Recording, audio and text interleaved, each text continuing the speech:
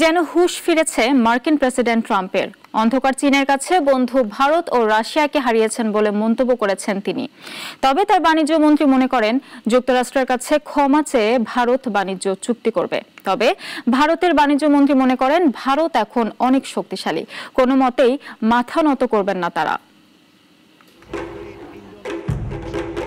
একসময় ছিল ট্রাম্প মোদির গাঢ় বন্ধুত্ব, কিন্তু সাবেক মার্কিন নিরাপত্তা উপদেষ্টা জন বোল্টন বলছেন এখন সেই সম্পর্ক শেষ।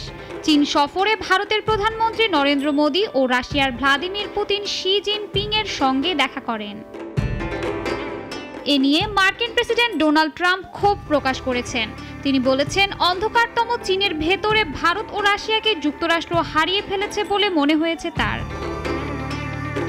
বাণিজ্য এবং শুল্ক নিয়ে ওয়াশিংটন নয়াদিল্লি টানাপোড়েনে ভূরাজনৈতিকভাবে যুক্তরাষ্ট্রে ক্ষতিগ্রস্ত হচ্ছে বলে মার্কিন অনেক বিশ্লেষক ও পর্যবেক্ষক বলে আসছিলেন। তাদের মতে চীন ঠেকাতে ভারতকে যুক্তরাষ্ট্রের দরকার। তবে রাশিয়ার জ্বালানি কেনা বন্ধ করে আগামী 1-2 মাসের মধ্যে যুক্তরাষ্ট্রের কাছে ক্ষমা চেয়ে ভারত বাণিজ্য চুক্তি করবে বলে মন্তব্য করেছেন মার্কিন বাণিজ্য মন্ত্রী হাওয়ার্ড লুটনিক।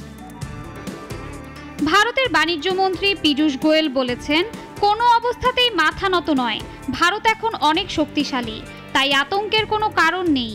আলোচনা চলছে, সময় নেওয়া হবে।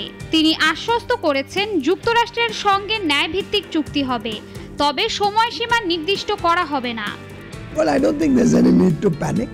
আলোচনার ক্ষেত্রে কোনো নির্দিষ্ট সময়সীমা থাকে না। এটি ধৈর্য ধরে করা উচিত, কারণ আপনি দীর্ঘ মেয়াদের জন্য কাজ করছেন। আপনাকে ভবিষ্যৎ দেখতে হবে এবং সিদ্ধান্ত নিতে হবে আপনি কি চান।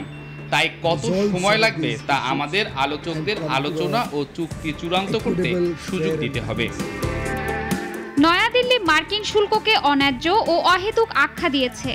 তাদের বলে আসছে বড় যে কোনো অর্থনীতির মতো তারাও নিজেদের জাতীয় স্বার্থ ও অর্থনৈতিক নিরাপত্তার সুরক্ষা বিবেচনা করেই প্রয়োজনীয় সব পদক্ষেপ নেবে।